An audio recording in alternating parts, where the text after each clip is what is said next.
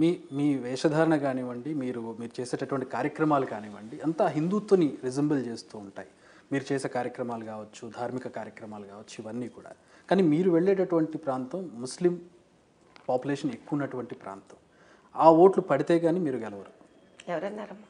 ఆ ఓట్లు పడతాయి అనుకుంటున్నారా, పడవనుకుంటున్నారా? అవి పడతాయి, అవి పడతాయి. కేవలం హిందూ ఓట్ల మీద గెలుస్తారా? మా హిందూ అన్నదమ్ములు అందరూ కనుక నిద్రలేస్తే అక్క చెల్లెళ్ళు అవి చాలా అంటారా? అవి చాలు. కేవలం ముస్లింలు వేస్తే, కేవలం ముస్లిం అన్నట్టు, కేవలం ముస్లింలు వేస్తే అసద్ బాయ్ గెలవగలిగితే, కేవలం హిందువులు వేస్తే నేను గెలుస్తాను. కేవలం ముస్లిం ఓట్ల మీద గెలిచారనుకుంటున్నారు అసదుద్దీన్?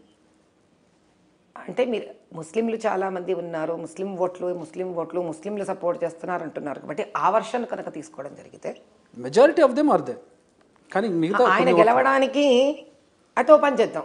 మీ స్టేట్మెంట్ ఇప్పుడు ఇలా చెప్తానైతే, ఒకవేళ హిందువులు కూడా వేసి ఆయనను గెలిపిస్తున్నారంటే మరి ముస్లిం కూడా నాకు వేసి గెలిపిస్తారు.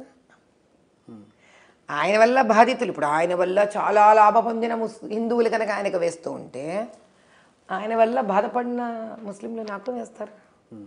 ఎందుకంటే ఇప్పుడు మొత్తం మీరే ఇందాక 21 లక్ష చెప్పారు, మీ నోటితో పోనీ 7.5 అన్నారు. 21 7.5 తీస్తే 13.5. ఆయనకు వస్తున్నది పోనీ 5.5 అనుకుందాం. మిగతా వాళ్ళు ఉన్నారుగా, వాళ్ళు నాకేస్తారు అనుకుందాం. సరిపోయింది. సో ముస్లిం ఓట్లు మీకు పడవనేది మీకు ఒక లేదు, ఉంది. పడతాయి. ఎలా? మళ్ళీ ఎలా అయింది? బీజేపీ మీద ఆల్రెడీ ఒక ముద్ర ఉంది. ఏముంది ముద్ర? మతతత్వ పార్టీ అనే ముద్ర పడింది బీజేపీ మీద. మీరందరూ అలా అనుకుంటూ ఉండండి, ఎలక్షన్స్ అయ్యాక మళ్ళీ మనం కూర్చుందాం.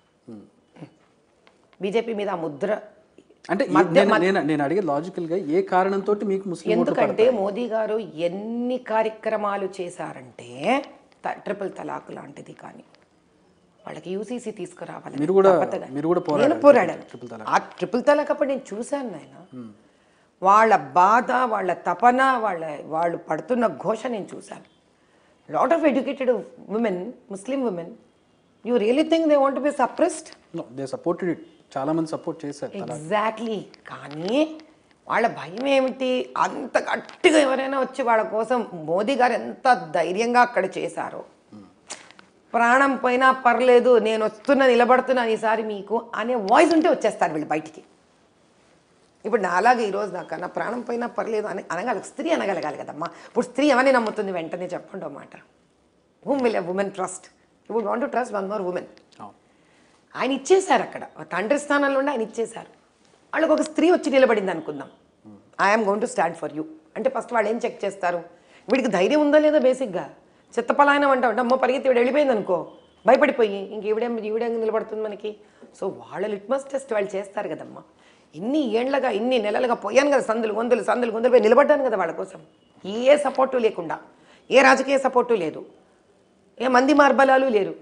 వెళ్ళాను, ముగ్గురు నలుగురు యువకులు వేసుకొని వెళ్ళిపోయాను నేను, మంచి చేయాలనుకున్న ఉద్దేశంతో ఉన్న వాళ్ళందరినీ. I already proved. రాజకీయ సపోర్ట్ లేదంటున్నారు. ఇప్పుడు మీ పార్టీ నుంచే మీకు సపోర్ట్ కరువు అవుతుంది అనేది కనపడుతుంది. అంటే రీకన్సిడర్ చేయాలి ఈవిడ అభ్యర్థిత్వాన్ని అని చెప్పి కొంతమంది మీ పార్టీ వాళ్ళే బీజేపీ నుంచి. ఏం చేశారు వాళ్ళు? ఇప్పటికి నథింగ్. నన్ను చేయలేదే. మిమ్మల్ని ఏం చేయలేదు, మీ అధిష్టానానికి రిక్వెస్ట్ చేస్తున్నారు ఆవిడ అభ్యర్థిత్వాన్ని రీకన్సిడర్ చేయండి అని చెప్పి. చేసుకొనివ్వండి, సపోర్ట్ కావాలి కదా మీకు. ఇక్కడ చేస్తారు, వాళ్ళే చేస్తారు, అందరూ చేస్తారు, ఏం పర్లేదు. పెద్దవాళ్ళకి పెట్టుకున్నారు కదా, పెద్దవాళ్ళు ఏం మాట్లాడాలో వాళ్ళకి తెలుసు, వాళ్ళని ఎలా చూసుకోవాలో వాళ్ళకి తెలుసు, వాళ్ళు చూసుకుంటారు. రాజాసింగ్ చేసిన వ్యాఖ్యలు మీకు తెలిసే ఉంటాయి.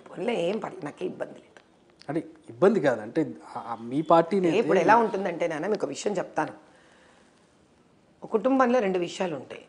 ఇప్పుడు రాజాసింగ్ గారు రాజకీయ పరంగా నాకన్నా సీనియర్, బహుశా వయసులో నాకన్నా చిన్నవారు అనుకుంటున్నా. 2 రకాలుగాను నాకన్నా వయసులో ఒకవేళ చిన్నవాడు ఏంటే కనుక అతను ఏదో అన్నాడు, పనులే చిన్నవాడు అని వదిలేస్తా. రాజకీయ పరంగా అతను నాకన్నా సీనియర్ కాబట్టి పెద్దవాళ్ళు ఉన్నారు కదా వాళ్ళు చూసుకుంటానని వదిలేస్తా. ఏదైనా నాకేం ఉండదు, నా అసలు it doesn't touch me because I'm today focused on something else. అది ఓల్డ్ సిటీ. ఆ ధోరణి ఎలా చూడాలంటున్నాను నేను. ఎందుకు చూడాలబ్బా? మహిళ బలంగా నిలబడిన పోన్లేండి, అనుకోండి ఏమైపోయింది. ఇప్పుడు నేను ఏమైనా అనుకునేదాకా మీరు నిద్రపోరా? లేదు లేదు అలా కాదు అసలు ఇంత బలమైన స్త్రీ, ఇంత బలమైన శక్తి. It's okay. శక్తికి ఉండవలసిన ప్రప్రదమైన క్వాలిటీ అని తెలుసా నాన్న? Let go. వాట్ ఈస్ ఈ ఇంపార్టెంట్? లెట్ గో మీ పార్టీ వాళ్ళకైనా ఆపోజిషన్ వాళ్ళని కూడా లెట్ గోనా? లెట్ గో అనుకునే మాటతో యుద్ధం ఎందుకు ప్రకటించాలి? నా ఇంటి వాళ్లకు లెట్ గో. నెగిటివ్ కమెంట్స్ చేసేవి లెట్ గో. అంటే నా మార్గంలో నేను ఏదైతే ధ్యేయంగా పెట్టుకొని నేను ఏ దిశగా వెళుతున్నానో వాయువేగంతో ఆ దిశగా నాకు లాభదాయకం కానివి నేను లెట్ గో అంటా. ఎందుకంటే టుడే ఇప్పుడు అర్జునుడు బాణం వేసేటప్పుడు కన్ను తప్ప ఏది కనిపించలే వినిపించలే. నేను ఈరోజు ఆ మెంటల్ స్టేటస్లో ఉన్నా. మీరు ప్రతిదీ భారతం నుంచో రామాయణం నుంచో భాగవతం నుంచో అట్రిబ్యూట్ చేసుకోండి. ఎందుకంటే అవే నాన్న మనకి అవి నేర్పిస్తాయి. ఎందుకు సనాతన ధర్మం అని తపన పడతారు పెద్దలు? సనాతన ధర్మం కానీ పురాణాలు కానీ ఇతిహాసాలు కానీ ఒక మనిషి స్థితప్రజ్ఞతతో ఎలా ఉండాలి, నిలకడగా ఎలా ఉండాలి, శాంతంగా ఎలా ఉండాలి, జ్ఞానిలా ఎలా ఉండాలి, సమధర్మంగా ఎలా చూడాలి అనేదే నేర్పిస్తుంది. ఇంత ఈ ఫాలోయింగ్ అనేది మీరు ఒక్కరైనా, మీ ఇంట్లో అందరూ ఇది ఫాలో అవుతారా? వాళ్ళ పద్ధతులు అందరూ ఫాలో అవుతారు. ఈ సనాతన్ అనేది మీరు చెప్పేది? మా వారు స్వయం కృషిని నమ్ముతారు అని నాకన్నా శాంతంగా ఉంటారు. అంటే ఇవి ఫాలో అవరా మీరు చెప్పేటటువంటి? ఆయనకు బహుశా ఉండే పొద్దున్న నుంచి రాత్రి దాకా ఆయన ఉండే జీవన విధానం. ఎందుకంటే మీరు ఒక ఇంటర్వ్యూలో చెప్పినప్పుడు విన్నాను, ఆయన ఈ వేలో ఉండరా? ఆయన మానవ సేవ మనిషి బాగా.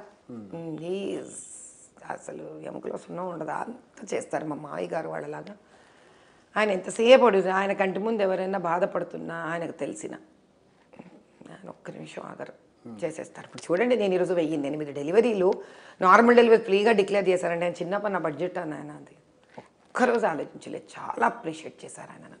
Was very happy about it. ఆయన సహాయ సహకారాలు ఏంటో చేయడం ఇంపాసిబుల్ కదా. మోదీ గారు ఆదిలాబాద్ వచ్చారు, కొన్ని వేల కోట్ల